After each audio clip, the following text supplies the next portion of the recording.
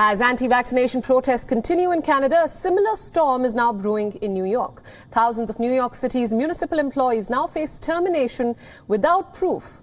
As COVID-19 vaccination deadline comes to an end, on February 7th, Mayor Eric Adams issued a deadline to all the unvaccinated city workers to either get a vaccine shot against COVID or get fired. The mayor's office stated that less than 4,000 workers were facing termination at the end of January. The office is expected to have an updated number of affected employees by February the 14th. Thousands have hit the streets to protest the vaccine deadline, demanding that the city recall the order, emphasizing that the administration was overreaching and exceeding its governance mandate. I'm here because I believe that these mandates are unconstitutional and the government and these tyrants are overreaching their power. Union leaders vented their anger over the enforcement of this mandate, while Uniformed Firefighters Association then called for the city to accept natural immunity. About 2,000 firefighters requested reasonable accommodations, and 500 of them are still awaiting a decision by the city. Today, approximately a dozen New York City firefighters are among countless other New York City employees that are facing termination for refusing to get vaccinated on the New York City vaccine mandate program. These firefighters spent a career in service to the city, protecting the lives and property of New York City residents at the risk of their own lives, health, and safety. Most, if not all of them, became infected with COVID directly from their work for the city, and it's appalling to myself and many others that natural immunity that was gained by the infection from working for New York City was then ignored by New York City as an acceptable alternative to vaccination.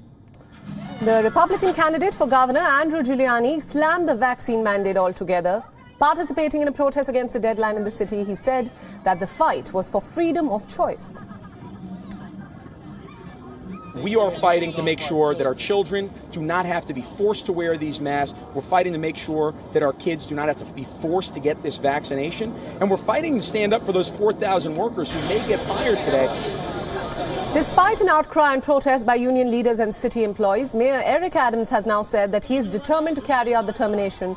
He characterized the employees' termination as quitting, saying that they're choosing to leave their jobs by not following the rules.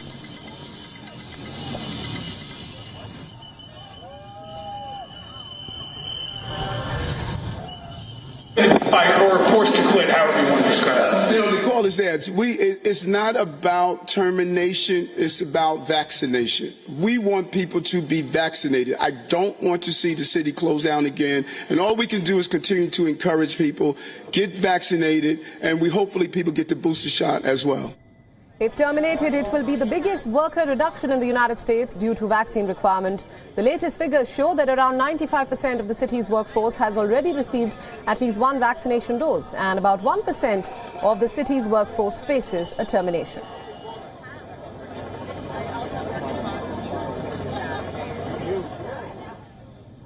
WION World is now available in your country. Download the app now and get all the news updates on the move.